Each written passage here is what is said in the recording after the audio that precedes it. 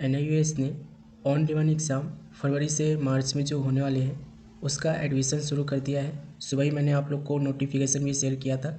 अभी इस वीडियो में हम पूरा प्रोसेस देखेंगे कि आप लोग को एडमिशन कैसे लेना है। देखो, सारे स्टूडेंट्स पैसे अफोर्ड नहीं कर सकते हैं, इसीलिए इस वीडियो को बना रहा हूँ ताकि जो स्टूडेंट्स NIUS में ऑन डिमांड एग्ज़ाम में एडमिशन लेना चाहते हैं वो इस वीडियो को देखकर एडमिशन ले लें। ठीक है, बाकी जो मतलब हमसे एडमिशन करवाना चाहते हैं वो हमें कांटेक्ट करेंगे, हम प्रॉपर वे में उनका एडमिशन करके देंगे और साथ में गाइडेंस के साथ साथ इम्पोर्टेंट क्वेश्चंस, प्रीवियस ईयर्स के क्वेश्चंस पेपर, ये सारे हम आपको प्रोवाइड करेंगे। अब चलते हैं अपने टॉपिक पे। तो देखो, एडमिशन आप लोग का ओपन हो चुका है, रात के 12 बज रहे और इसी समय आप लोग का पोर्टल ओपन हुआ है। यहाँ पे देखोगे ऑन डिमांड एग्ज़ाम में देखोगे तो आपको एक लिंक मिल रहा है अभी, फरवरी 2025 टू मार्च 2025। ठीक है, सिंपली आपको इस पर क्लिक कर देना है। क्लिक करोगे आप लोग के सामने ऐसा इंटरफेस आएगा। अब यहाँ पे आप देखोगे तो ये फॉर्म का स्टेप है। ठीक है, यहाँ पे आपको देखने को मिलेगा you are registering for on demand block 2 2024 में आप लोग का ये जो है मतलब कि फॉर्म का ये दिखा रहा है, लेकिन एग्ज़ाम आपका 2025 में ही होगा, तो इससे आप लोग बिल्कुल घबराना मत। ठीक है, अब यहाँ पे फॉर्म को फिल करने के लिए सबसे पहले देखो यहाँ पे क्या करना होगा। सबसे पहले आपको अपना स्टेट सेलेक्ट करना होगा, जिस भी स्टेट से आप अपना एग्ज़ाम देना चाहते हो। उसके बाद आइडेंटिटी टाइप यहाँ पे सिलेक्ट करोगे। आइडेंटिटी टाइप में आप देखोगे तो आधार कार्ड, आधार एनरोलमेंट, पासपोर्ट, राशन कार्ड और भी आपको ऑप्शन मिल जाएंगे, जैसे कि यहाँ पे देखोगे bank account, birth certificate, other valid identity card, और यहाँ पे ITI रजिस्ट्रेशन नंबर है, तेजस्वनी एनरोलमेंट नंबर है, CCI ट्रैकिंग ID भी है। ठीक है, तो इतने सारे ऑप्शन मिला हुआ है, कोई भी एक ऑप्शन सेलेक्ट करके जो भी आपके पास हो उसके थ्रू आप लोग एडमिशन यहाँ पे ले सकते हो। नॉर्मली देखो सबके पास आधार कार्ड होता है, आधार कार्ड हम यहाँ पे सिलेक्ट करेंगे और यहाँ पे हम आधार नंबर डालेंगे, या जो भी डॉक्यूमेंट आप सिलेक्ट करोगे यहाँ से वो डॉक्यूमेंट नंबर यहाँ पे आप डालोगे। ठीक है, यहाँ पे आपको एक ऑप्शन मिलेगा, are you an existing NUS लर्नर। ठीक है, यहाँ पे बोले कि क्या आप पहले से NUS के स्टूडेंट्स रहे हो। ठीक है, अगर आप रहे हो तो आपको यस सेलेक्ट करना है, अदरवाइज आपको नो सेलेक्ट करके आगे बढ़ना है। ठीक है, कोर्स अप्लाइंग फॉर में आपको ये सिलेक्ट करना होगा कि आप कौन से कोर्स के लिए अप्लाई कर रहे हो। सेकेंडरी यानी कि 10वीं क्लास के लिए ले रहे हो, सीनियर सेकेंडरी यानी कि 12वीं क्लास के लिए ले रहे हो। ठीक है, तो यहाँ से कोर्स आप अपना सेलेक्ट करोगे और सिंपली आपको सबमिट पे क्लिक करना है। यहाँ पे एक नोट दिया गया है जिसको आपको रीड कर लेना है। मैं आपको सिंपल शब्दों में बता देता हूँ। देखो, इस नोट का मतलब यही है, कोई भी ऐसा डाटा आपको ऐसा नहीं डालना है जो मतलब कि आपके डॉक्यूमेंट से अलग हो। ठीक है, जो डॉक्यूमेंट पे है, ठीक है, वही डाटा आपको यहाँ पे देना है। रॉन्ग इन्फॉर्मेशन यहाँ पे दोगे, NUS को मिसलीडिंग करोगे तो आपका एडमिशन रिजेक्ट होगा और 1 रुपया भी आपको वापस नहीं मिलेगा। इस चीज़ को ध्यान रखना। ठीक है, तो सबमिट पे क्लिक करेंगे और सबमिट पे क्लिक करने के बाद देखोगे, सबमिट पे क्लिक करोगे तो आप लोग के सामने ये कन्फर्मेशन का एक मेल आएगा, मैसेज आएगा, जिसमें आपको यस कर देना है। ठीक है, यस कर दोगे। अब यस करने के बाद देखोगे कि यहाँ पे आप लोग के सामने ऐसा इंटरफेस आ जाएगा। अब यहाँ पे आप देखोगे तो you are registering for on demand exam block 2 senior secondary. ठीक है, ये सिलेक्ट है। इससे आप लोग का कोई अंतर नहीं है, कोई फ़र्क नहीं पड़ता है कि यहाँ पे स्ट्रीम 1 लिखा रहा है कि स्ट्रीम 2 लिखा रहा है। लिंक बिल्कुल सही है। ठीक है, इसी लिंक से आप लोग को अपना फॉर्म फिल करना है। अब यहाँ पे देखोगे तो आप लोग को सबसे पहले बेसिक डिटेल देना होगा, जिसमें आप लोग को सबसे पहला नेम ऑफ कैंडिडेट, जो आपका नाम है आप यहाँ पे डालोगे कैपिटल वर्ड में। ठीक है, कैपिटल वर्ड में लिखोगे और फिर आपको यहाँ पे फादर नेम अपना जो भी है वो आप डालोगे, मदर नेम यहाँ पे डालोगे, डेट ऑफ बर्थ यहाँ से आप सिलेक्ट कर लोगे जो भी आपका डेट ऑफ बर्थ है, जेंडर आप यहाँ से सिलेक्ट करोगे जो भी आपका जेंडर है, फिर से आपको यहाँ पे आधार नंबर डालना है, फिर आपको मोबाइल नंबर यहाँ पे अपना डालना है और ईमेल आईडी डालना है। ठीक है, अब एक चीज़ यहाँ पे नोट डाउन कर लेना बड़े प्यार से, आपका नाम हो गया, आपके पापा का नाम हो गया, आपके मम्मी का नाम का हो गया, आपका डेट ऑफ बर्थ हो गया, ये सारी चीज़ें जो है ना, अगर आप 12वीं क्लास में एडमिशन ले रहे हो तो 10वीं क्लास की मार्कशीट को देख कर लिखना। अगर आप 10वीं क्लास में एडमिशन ले रहे हो तो पहले जो आपकी मार्कशीट या TC है उस पर जो आपका नाम है, आपके पापा का नाम है, आपके मम्मी का नाम है, आपके डेट ऑफ बर्थ जो है वही आप यहाँ पे डालना, अपनी मर्ज़ी से कुछ ही मत डालना। मैं ऐसा इसलिए कह रहा हूँ क्योंकि जो भी आप यहाँ पे डालोगे ना, नेम, फादर नेम, DOB, ये एक बार OTP जनरेट करने के बाद, OTP सबमिट करने के बाद ये फिक्स हो जाएगा। इसमें आप लोग कोई भी चेंजेस नहीं कर पाओगे। ठीक है, इसको चेंज करने के लिए आपको फ़ीस देना होगा NUS को, तभी चेंज कर पाओगे। तो इसीलिए कह रहा हूँ डिटेल यहाँ पे गलत नहीं होना चाहिए आपका। ठीक है, ये सारा डिटेल डालने के बाद आपको जनरेट OTP पे क्लिक करना है। यहाँ पे आप देखोगे तो आपके ईमेल आईडी पे, मोबाइल नंबर पे एनवीएस वालों ने अभी आप लोग को ओटीपी भेजा है, वो ओटीपी आपको यहाँ पे डालना है। ठीक है, अब यहाँ पे ध्यान रखना, मैं बार बार कह रहा हूँ, एक बार ओटीपी यहाँ पे डाल दोगे और ओटीपी डालने के बाद सबमिट कर दोगे तो जो भी आपने डाटा दिया है ना ये फिक्स हो जाएगा, इसमें कोई भी चेंजेस आप नहीं कर पाओगे। ठीक है, इस चीज़ को ध्यान रखना। तो डाटा अगर गलत है तो बैक जाके दोबारा से फिल कर लेना। यहाँ पे हम ओटीपी डालेंगे ईमेल आईडी का और मोबाइल का, फिर उसके बाद यहाँ पे हम सबमिट पे क्लिक करेंगे। तो हमने यहाँ पे ओटीपी डाल दिया है, ईमेल आईडी का भी और मोबाइल नंबर का भी। अब हम सबमिट पे क्लिक करेंगे। सबमिट पे क्लिक करने से पहले देख लेना कि आपने जो डिटेल दिया है, अपना नाम, अपने पापा का नाम, अपनी मम्मी का नाम और जो आपने डेट ऑफ बर्थ यहाँ पे दिया है वो सही होना चाहिए। अगर सही नहीं है तो सही कर लेना। ठीक है, अगर आप यहाँ पे सबमिट क्लिक कर दोगे तो ये सारी चीज़ें फिक्स हो जाएगी, उसके बाद कोई करेक्शन नहीं होगा। ठीक है, तो देख लेना, सबमिट करने से पहले डिटेल आपकी सही होनी चाहिए। अब हम सबमिट पे क्लिक कर रहे हैं। सबमिट पे क्लिक करोगे, देखोगे कि यहाँ पे जो डिटेल है ना ये फिक्स हो गई है। अब इसमें हम चाह के भी अभी करेक्शन नहीं कर पाएंगे। ठीक है, ये देखोगे ये रेड कलर में दिखा रहा है, इसका मतलब ये है कि इसमें कोई भी चेंजेस अब नहीं हो पाएगा। मैं यही समझाने की कोशिश कर रहा था। पहले स्टेप में आप देखोगे तो बेसिक डिटेल हमारा हो चुका है। अब हमें एड्रेस देना है। अब एड्रेस देने के लिए यहाँ पे देखोगे तो एड्रेस के कॉलम पे क्लिक करोगे, एड्रेस के कॉलम खुल जाएंगे। यहाँ पे आपको सबसे पहले अपना हाउस, डोर, फ्लैट नंबर यहाँ पे डालना है। ठीक है, अगर आपका फ्लैट नंबर नहीं है, हाउस नंबर नहीं है, तो उस केस में आप यहाँ पे अपने पापा का भी नाम डाल सकते हो, ऐसे करके केयर ऑफ करके। ठीक है, केयर ऑफ करके अपने पापा का नाम डाल सकते हो। ठीक है, स्टेट, लोकेलिटी, एरिया यहाँ पे आप बताओगे, विलेज अपना बताओगे। स्टेट ऑलरेडी सिलेक्ट है, डिस्ट्रिक्ट यहाँ से सिलेक्ट करोगे और डिस्ट्रिक्ट सेलेक्ट करने के बाद नीचे आओगे तो यहाँ पे आप लोग को पिन कोड डालने को मिलेगा। तो पिन कोड आपका जो भी है उस पर आप यहाँ पे डाल दोगे और यहाँ पे आप देखोगे तो आप लोग को टेलीफोन का ऑप्शन मिलेगा। इसमें आपको कुछ नहीं करना है, इसको ऐसे ही स्किप कर देना है, इसमें कुछ नहीं करना है। एक चीज़ यहाँ पे नोट डाउन करना, देखो एड्रेस प्रूफ जो आपके पास है ना उसी के अकॉर्डिंग यहाँ पे आप देना। जैसे कि सपोज करो एड्रेस प्रूफ में आप आधार दे रहे हो तो आधार कार्ड के बैक साइड पे जो एड्रेस मेंशन है वही आप यहाँ पे फिल कर दोगे। ठीक है, एक ऑप्शन है यहाँ पे देखोगे कोरेस्पोंडेंस एड्रेस का। ठीक है, इसमें जो भी आप एड्रेस दोगे ना उसी एड्रेस पर आपकी मार्कशीट डिलीवर होगी। ठीक है, या जो भी एनवीएस से आपको फैसिलिटी मिलने वाली है हार्ड कॉपी में, वो सारी फैसिलिटी आपको जो कोरेस्पोंडेंस एड्रेस इस एड्रेस में आप फिल करोगे वहाँ पे आप लोग को एनवीएस भेजेगी। ठीक है, अगर आपका कोरेस्पोंडेंस एड्रेस और आप लोग का परमानेंट एड्रेस दोनों सेम है तो सेम कर देना, यहाँ से सेम एज परमानेंट पे ये सारा सिलेक्ट हो जाएगा। ठीक है, उसके बाद नीचे आप आओगे और नीचे आने के बाद देखोगे कि आप लोग के सामने ये यहाँ पे आपको एड्रेस डालने के बाद अदर इन्फॉर्मेशन का कॉलम मिलेगा, इस पर आपको क्लिक करना है। अदर इन्फॉर्मेशन में सबसे पहले आपको ऑप्शन मिलेगा सोशल कैटेगरी यानी कि कास्ट सेलेक्ट करने का। जनरल हो तो जनरल सेलेक्ट करना है। एससी एसटी ओबीसी के लिए सर्टिफिकेट होना चाहिए। अगर आपके पास एससी एसटी ओबीसी का सर्टिफिकेट नहीं है तो भी आप जनरल ही सिलेक्ट करोगे, इस चीज़ को ध्यान रखना। ठीक है, टाइप ऑफ डिसेबिलिटी अगर कोई है तो यहाँ से सिलेक्ट कर लोगे, अदरवाइज नॉट एप्लीकेबल रखोगे। ठीक है, मीडियम ऑफ स्टडी, किस मीडियम में आप स्टडी करना चाहते हो वो मीडियम आप यहाँ से सिलेक्ट कर लोगे।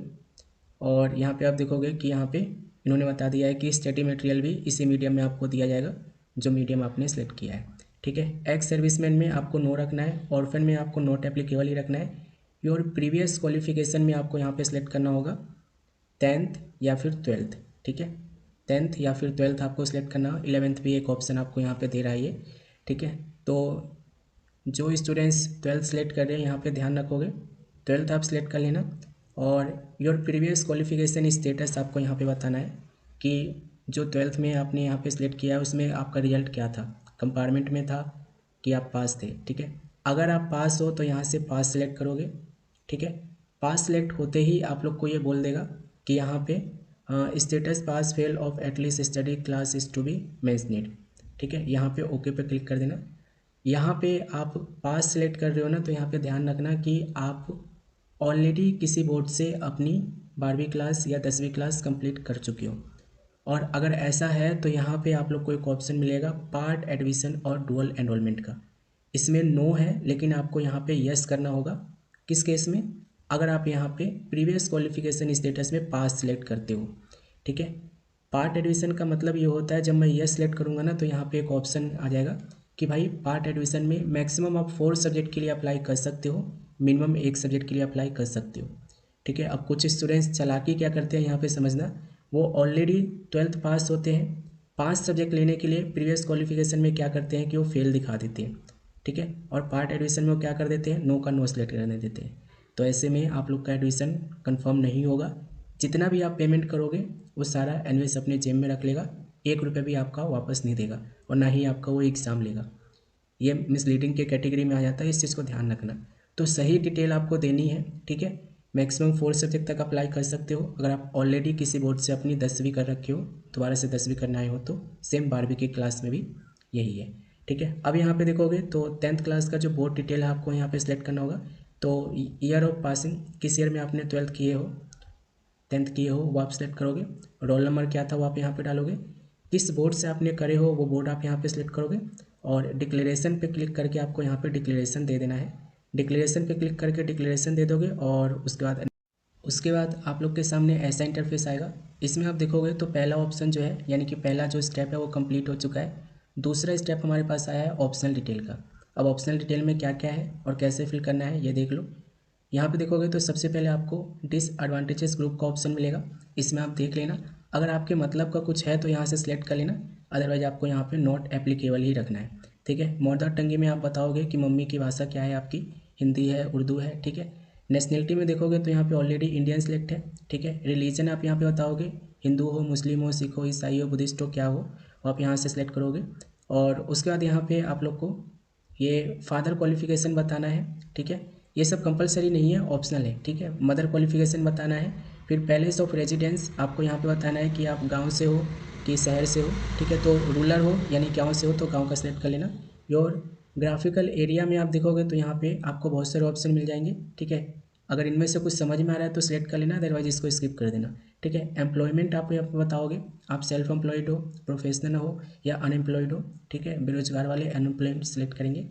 एक्स्ट्रा में आप लोग को काफ़ी सारे ऑप्शन मिल जाएंगे। एक्स्ट्रा में आप देखोगे तो आप लोग को यहाँ पे performing art, sports, fine art, अगर आप यहाँ से सिलेक्ट करोगे ना तो इसका सर्टिफिकेट भी देना पड़ेगा, इस चीज़ को ध्यान रखना, ठीक है। फैमिली एनुअल इनकम आपको यहाँ पे बताना है, ठीक है, वो एनुअल इनकम यहाँ पे बता दोगे। और इकोनॉमिकली बैकवर्ड क्लास से अगर आप बिलोंग करते हो तो आप यहाँ से इकोनॉमिकली बैकवर्ड क्लास सेलेक्ट कर सकते हो, नहीं हो तो नॉट एप्लीकेबल सेलेक्ट रखना, ठीक है। उसके बाद आपको नेक्स्ट पर क्लिक करना है। नेक्स्ट पे क्लिक करोगे तो हमारे पास आ गया है थर्ड ऑप्शन। थर्ड ऑप्शन में यहाँ पे बोला गया है सब्जेक्ट सिलेक्शन करने को, ठीक है। अब जब सब्जेक्ट सिलेक्शन करोगे ना तो यहाँ पे सबसे पहले ऑप्शन आपको मिलेगा टीओसी का, अप्लाई फॉर टीओसी का। देखो टीओसी सिर्फ उन्हीं स्टूडेंट्स के लिए है जिनका रिजल्ट कंपार्टमेंट में बना है। अगर आप पहले से ही पास हो और आप ये सोच रहे हो कि टीओसी ले लूँगा, तो ऐसा नहीं होगा। टीओसी सिर्फ और सिर्फ कंपार्टमेंट वाले स्टूडेंट्स के लिए है, वही यहाँ पे अप्लाई करेंगे टीओसी, ठीक है। जैसे कि सपोज करो आप कंपार्टमेंट आया आपका सीबीएसई में, 5 सब्जेक्ट का एग्ज़ाम दिए थे, 3 में पास हो गए, 2 में फेल हो गए, तो 3 में जो पास हुए हो ना उसके मार्क्स आप ट्रांसफ़र करवा सकते हो एनवीएस में, ठीक है। उसको टीओसी कहते हैं। अप्लाई करने के लिए आपको यस की जगह यहाँ पे ये देखोगे नो सेलेक्ट करना होगा। यहाँ पे ऑलरेडी सिलेक्ट है क्योंकि हमने पहले बता दिया कि भाई हम 12th पास है, तो यहाँ पे ये नो सेलेक्ट है, ठीक है। यहाँ पे बोर्ड सेलेक्ट करना होता है अगर आप फेल सेलेक्ट करके आते हो तो। और किस ईयर में आप अपीयर हुए थे, 12th का एग्ज़ाम ये बताना है, 12th का रोल नंबर बताना है। और नीचे आपको यहाँ पे देखोगे तो टीओसी का सिलेक्ट करने का ऑप्शन मिल जाएगा, ठीक है। जैसे कि सब्जेक्ट 1 में आप यहाँ से सिलेक्ट करोगे हिंदी, जो भी सब्जेक्ट आपने टीओसी करना है वो सब्जेक्ट यहाँ पे सिलेक्ट करोगे। टीओसी वाले ऑप्शन में आके आपको यस की जगह, नो की जगह यस कर देना है, ठीक है। फिर थ्योरी के मार्क्स बताओगे, प्रैक्टिकल के मार्क्स बताओगे। अगर प्रैक्टिकल नहीं है तो सिर्फ थ्योरी के मार्क्स बता के छोड़ दोगे। और कोई ऐसा सब्जेक्ट है जिसका आप टीओसी लेने वाले हो लेकिन यहाँ पे ड्रॉप डाउन लिस्ट में वो दिख नहीं रहा है, तो उस केस में सिर्फ आप यहाँ पे उसका नंबर बता देना और टीओसी वाले ऑप्शन में यस कर देना, टीओसी आपका हो जाएगा, ठीक है। जो टीओसी लेते हैं ना उनको मार्कशीट भेजनी होती है इस एड्रेस पर, ठीक है। ये जो एड्रेस है ना ये टीओसी के लिए भेजना होता है, अपनी ओरिजिनल मार्कशीट जो हार्ड कॉपी होती है वो इस एड्रेस पे भेजना होता है जब आपका एडमिशन कंफर्म हो जाता है उसके 10 दिनों के अंदर अंदर, ठीक है। तो टीओसी वाला केस किन के लिए है, फेल स्टूडेंट्स यानी कि जो कंपार्टमेंट वाले हैं वो, ठीक है। अब यहाँ पे सब्जेक्ट सिलेक्शन होगा तो सब्जेक्ट के लिए इन्होंने बोला है मैक्सिमम 4 सब्जेक्ट जो है 7, ठीक है। 7 वो स्टूडेंट सेलेक्ट कर सकते हैं जिनका रिजल्ट कंपार्टमेंट में बना है। जो स्टूडेंट्स ऑलरेडी पास है वो मैक्सिमम 4 सब्जेक्ट तक सिलेक्ट कर सकते हैं और मिनिमम 1, ठीक है। तो इनको एक ही लेना है, ठीक है। ये ऑलरेडी पास है, सिर्फ एक सब्जेक्ट में ये फेल है, उसको ये एडिशनली यहाँ से एनयूएस से करना चाह रहे हैं। बायोलॉजी सेलेक्ट कर लिया है, इनको बायोलॉजी ही करना है, ठीक है। अब यहाँ पे क्या करेंगे, हम नेक्स्ट पर क्लिक करेंगे। जब आप लोग यहाँ पे अपना सब्जेक्ट सिलेक्ट कर लोगे तो सब्जेक्ट सेलेक्ट करने के बाद आपको नेक्स्ट पे क्लिक करना है। अब नेक्स्ट पे जब आप क्लिक करोगे तो आप लोग के सामने कुछ ऐसा इंटरफेस आएगा। अब यहाँ पे आपको ये बताना है कि आप किस स्टेट से एग्ज़ाम देने वाले हो, किस डिस्ट्रिक्ट से एग्ज़ाम देने वाले हो और एग्ज़ाम सेंटर आपको क्या लेना है, ये सारी चीज़ें आपको यहाँ पे बताना है। तो सबसे पहले आपको देखोगे स्टेट यूटी, यहाँ पे आपको अपना स्टेट सेलेक्ट करना है जहाँ से आप एग्ज़ाम देना चाहते हो। फिर उसके बाद यहाँ पे आप देखोगे डिस्ट्रिक्ट, किस डिस्ट्रिक्ट में आपको एग्ज़ाम देना है वो आप यहाँ से सिलेक्ट करोगे। जैसे कि यहाँ पे हम देख लेते हैं। अब सपोज करो अगर आपका डिस्ट्रिक्ट यहाँ पे नहीं मिल रहा है तो आपको कोई नियर बाई का ही देखना पड़ेगा, इस चीज़ को ध्यान रखना। जैसे कि यहाँ पे देखोगे जो नियर बाई आपका होगा वो आप यहाँ से सिलेक्ट करोगे और सिलेक्ट करने के बाद देखोगे यहाँ पे आपको एग्ज़ाम सेंटर सेलेक्ट करने का ऑप्शन मिल जाएगा, जिसमें 2 सेंटर अभी मिल रहे हैं हमें, आरसी पटना और केंद्रीय विद्यालय खगौल। ठीक है, तो जहाँ से भी आपको एग्ज़ाम देना है वो सिलेक्ट कर लोगे। ये डेट शीट आपको बार बार ये दिखाएगा जितनी बार ये एग्ज़ाम सेंटर आप सिलेक्ट करोगे। ठीक है, नीचे आप आओगे तो यहाँ पे आप लोग को डेट सेलेक्ट करने का ऑप्शन मिल जाएगा। जैसे कि देखोगे फरवरी में हमें बायोलॉजी का एग्ज़ाम देने के लिए 4 तारीख की सीट अवेलेबल है, 11 की अवेलेबल है, 18 की अवेलेबल है और मेरे ख्याल से एक और सीट है यहाँ पे 25 की अवेलेबल है। ये फरवरी का है। ठीक है, मार्च का मैं आपको दिखा देता हूँ। सपोज करो आपको मार्च में देना है तो यहाँ पे आप क्लिक करोगे और ये आपको मार्च की सीटें दिखा देगा। ये देखो मार्च 2025 4 की है, 11 की है, 18 की है और आप देखोगे यहाँ पे आप लोग को 25 की दी गई है। ठीक है, तो यहाँ पे आप लोग को जिस भी डेट पे एग्ज़ाम देना है वो डेट आप यहाँ से सिलेक्ट करोगे। ठीक है, सपोज करो इनको जो एग्ज़ाम देना है ना, इनको देना है, यहाँ पे मैं आपको दोबारा से करके दिखा देता हूँ। इनको एग्ज़ाम देना है फरवरी में। ठीक है, तो यहाँ से हम फरवरी, तो यहाँ पे अपना मनपसंद सीट जो है आप यहाँ पे सिलेक्ट कर लेना और एक चीज़ यहाँ पे देखो देख लेना कि आपके नियर बाई में कौन से सेंटर पड़ रहे हैं। ठीक है, सपोज करो आपका यहाँ पे डिस्ट्रिक्ट यहाँ पे मेंशन नहीं है तो नियर बाई का कोई डिस्ट्रिक्ट आपको लेना होगा इनमें से। ठीक है, ये देख लेना इन डिस्ट्रिक्ट में जो है only one exam NVS conduct करेगी। ठीक है, तो नियर बाई हमने ले लिया है और मनपसंद डेट यहाँ पे हम सिलेक्ट करेंगे। अब देखो मनपसंद डेट सेलेक्ट करते समय एक चीज़ ध्यान रखना, जब भी आप लोग डेट फिक्स करोगे ना तो 7 दिन पहले का लेना। ठीक है, जैसे कि अभी आप लोग एडमिशन कर रहे हो, आज आप लोग का 30 जनवरी हो चुका है। ठीक है, अभी मैं एडमिशन करूँगा ना तो मुझे कम से कम 4 तारीख की डेट लेनी पड़ेगी या 11 की लेनी पड़ेगी। मैं ऐसा इसलिए कह रहा हूँ क्योंकि देखो एडमिशन के केस में क्या होता है, सपोज करो मैं आज फॉर्म भर रहा हूँ, कल मैं एग्ज़ाम की डेट सेलेक्ट कर रहा हूँ, तो उस केस में मेरा एडमिशन जो है ना कंफर्म नहीं होगा। ठीक है, और एडमिशन कंफर्म नहीं होगा तो मेरा हॉल टिकट भी नहीं आएगा और ना ही मेरा एडमिट कार्ड आएगा और ना ही मेरा एग्ज़ाम होगा। एग्ज़ाम मिस होने के काफ़ी ज़्यादा चांसेस हो जाते हैं। तो जितने भी ऐसे स्टूडेंट्स हैं जो एनवीएस में एडमिशन लेंगे मेरी वीडियो को देखकर, एक चीज़ यहाँ पे ध्यान रखना, आपको कम से कम एग्ज़ाम से 7 दिन पहले का डेट लेना है।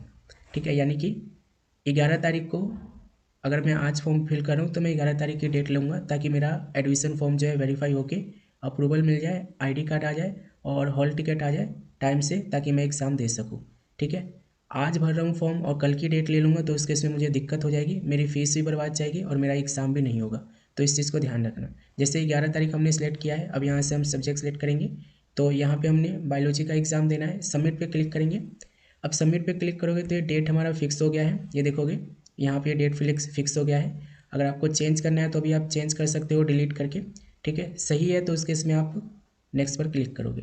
मैं एक सब्जेक्ट का करके दिखाया हूँ, आप वहाँ पे मैक्सिमम 4 सब्जेक्ट तक आप सिलेक्ट कर सकते हो अगर आप ऑलरेडी पास हो तो, और अगर आप एक्स स्टूडेंट हो तो फिर आप मैक्सिमम 7 सब्जेक्ट तक कर सकते हो। अब बारी आ जाती है हमारी डॉक्यूमेंट अपलोड करने की। तो डॉक्यूमेंट में सबसे पहले हमें फ़ोटो चाहिए होगा। ठीक है, जो कि पासपोर्ट साइज़ होना चाहिए। गाइडलाइंस में इन्होंने बता रखा है कि किस फॉर्मेट में लेंगे, कितना MB का ये होना चाहिए। जैसे कि यहाँ पे देखो फॉर्मेट में इन्होंने बोला है कि फ़ोटो खींचो और यहाँ पे डाल दो। ठीक है, PDF में नहीं लेगा, इस चीज़ को ध्यान रखना। तो यहाँ पे सबसे पहले हमें फ़ोटो देना होगा, उसके बाद सिग्नेचर, एक खाली पेज पे सिग्नेचर करेंगे, उसकी फ़ोटो खींच के अपलोड करेंगे। आइडेंटिटी प्रूफ में हमने आधार कार्ड सेलेक्ट किया था तो आधार कार्ड यहाँ पे अपलोड करेंगे। और उसके बाद देखोगे कि आपको बर्थ सर्टिफिकेट, ये कंपलसरी नहीं है, बर्थ सर्टिफिकेट अगर है तो दे देना, ये बाकी ये कंपलसरी नहीं है देना आप लोग का। ठीक है, नेक्स्ट आप यहाँ पे देखोगे तो फेल मार्कशीट, देखो फेल मार्कशीट उन्हीं को देना है जो एक्स स्टूडेंट है। ठीक है, जैसे कि आपका 12th में कंपार्टमेंट आया है, आप यहाँ पे एडमिशन ले रहे हो तो उस केस में यहाँ पे फेल वाली जो मार्कशीट है, रिजल्ट है, वो आप अपलोड करोगे। ठीक है, जो ऑलरेडी पास हो चुके हैं, ठीक है, उनको यहाँ पे कुछ नहीं करना है, इसको खाली रहने देना है। प्रीवियस क्वालिफिकेशन में आप बताओगे कि प्रीवियस क्वालिफिकेशन क्या सिलेक्ट किए हो, 10th किए हो तो 10th से यहाँ पे डालना, 12th किए हो तो 12th की मार्कशीट यहाँ पे डालना। एड्रेस प्रूफ में देखो, एड्रेस प्रूफ में आप चीज़ यहाँ पे एक चीज़ नोट डाउन कर लेना। एड्रेस प्रूफ में आप आधार कार्ड तो दे ही सकते हो, आधार कार्ड के साथ साथ आप लोग ration card, voter ID card, driving licence, ठीक है, बैंक स्टेटमेंट, मतलब कि बैंक की जो पासबुक होती है उसकी जो फर्स्ट पेज होती है उसकी फ़ोटो खींच के भी यहाँ पे आप डाल सकते हो। बाकी आप रेंट पे रहते हो तो रेंट एग्रीमेंट भी चल जाता है, रेंट एग्रीमेंट भी यहाँ पे आप अपलोड कर सकते हो। तो बहुत सारे ऑप्शन हैं, आप यहाँ पे इनमें से कोई भी एक दे दोगे। जो भी आपने कोरेस्पोंडेंस एड्रेस सेलेक्ट किया है उसका एक प्रूफ आपको यहाँ पे अपलोड करना होगा, और प्रूफ में मैंने आपको बता दिया है, आधार कार्ड के साथ साथ रेंट एग्रीमेंट हो गया, पासपोर्ट हो गया, और वोटर आईडी कार्ड हो गया, और आपका जो है मतलब रेंट एग्रीमेंट हो गया, ठीक है। इलेक्ट्रिसिटी बिल भी हो गया, अगर आपका ये नाम से मतलब है तो इलेक्ट्रिसिटी बिल भी चल जाएगा, गैस बिल भी चल जाएगा, टेलीफोन बिल भी चल जाएगा, बहुत सारे ऑप्शन है, और बैंक पासबुक भी चल जाएगा आपका, ठीक है। कास्ट सर्टिफिकेट, कास्ट सर्टिफिकेट अगर आपने सेलेक्ट किए हो SC ST OBC तो उसका सर्टिफिकेट ये मांगेगा, ठीक है, नहीं किए हो तो ये नहीं मांगेगा। सेम वही है, डिसेबिलिटी सर्टिफिकेट में अगर आपने सेलेक्ट किए होंगे फॉर्म फिल करते समय तो सर्टिफिकेट मांगेगा। Same sir ex serviceman certificate भी देना होगा अगर आपने सेलेक्ट किया हो तो। और एनी अदर सर्टिफिकेट में आप चाहो तो पासिंग सर्टिफिकेट, माइग्रेशन सर्टिफिकेट यहाँ पे डाल सकते हो अगर आपके पास है तो। 10th की मार्कशीट यहाँ पे अवेलेबल है, 10th का सर्टिफिकेट यहाँ पे हमें अपलोड करना होगा। तो 1 बाय 1 हम यहाँ पे डॉक्यूमेंट को अपलोड करेंगे, ठीक है, और डॉक्यूमेंट को नीट एंड क्लीन बिल्कुल साफ़ सुथरा अपलोड करना है, जिससे कि वेरीफायर को बिल्कुल दिक्कत ना हो हमारे फॉर्म को वेरीफाई करने में, एडमिट कार्ड हमारी। तो यहाँ से हम फ़ोटो सेलेक्ट कर लेते हैं, ओपन पे क्लिक करेंगे, ठीक है, और ओपन पे क्लिक करते ही अपलोड हो जाएगा। सेम इसी तरीके से सारे डॉक्यूमेंट को यहाँ पे हम अपलोड कर देंगे। डॉक्यूमेंट अपलोड करने के बाद फॉर्म को आपको रिव्यू कर लेना है एक बार, अगर इसमें कुछ दिक्कत है, कुछ चेंज करना है तो चेंज कर लेना, ठीक है। और डॉक्यूमेंट अगर सही से अपलोड नहीं हुआ है तो उसे भी देख लेना, डॉक्यूमेंट को आप सही से अपलोड कर देना, ठीक है। यहाँ पे देखोगे ये सारे डॉक्यूमेंट हमने अपलोड कर दिए हैं। अब यहाँ पे फ़ीस देखो कितना बता रहा है, ये फ़ीस बता रहा है, ये देखो 2480 रुपये टोटल फ़ीस बता रहा है। अभी जो है एनयूएस ने फ़ीस इंक्रीज कर दिया है, ठीक है, इस चीज़ को ध्यान रखना।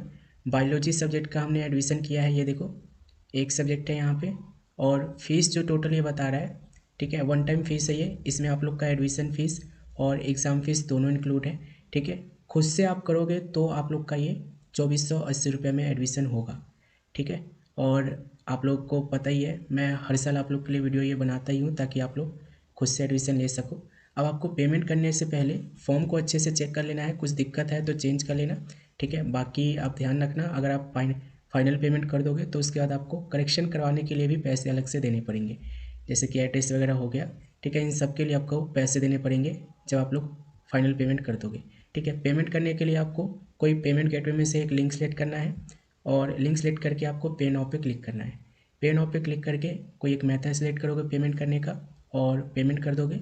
और पेमेंट करने के बाद आपको कम से कम 7 दिन वेट करना है, 7 दिन में आप लोग का एडमिशन जो है कंफर्म हो जाएगा। हॉल टिकट, एडमिट कार्ड सब आप लोग को डैशबोर्ड में ही मिल जाएगा, मैं शॉर्ट वीडियो में डाल दूंगा कि कैसे डाउनलोड करते हैं। तो एडमिशन आप लोग ले लो। और जो स्टूडेंट्स लास्ट डेट पूछ रहे हैं, मैंने आपको पहले ही बताया था, एनयूएस में ऑन ड्यू एग्ज़ाम में लास्ट डेट नहीं होता है, ठीक है। ये सीट के ऊपर डिपेंड करता है कि कितनी सीटें खाली है, अगर सीटें खाली हुई तो आप कल एग्ज़ाम है तो आज भी एडमिशन ले सकते हो, अगर सीटें खाली नहीं है तो आप एडमिशन नहीं ले पाओगे, ठीक है। यानी कि फर्स्ट कम फर्स्ट सर्व वाला काम है, ठीक है, इस चीज़ को ध्यान रखना। इस वीडियो के लिए एक लाइक कर देना, मिलते हैं अगली वीडियो में।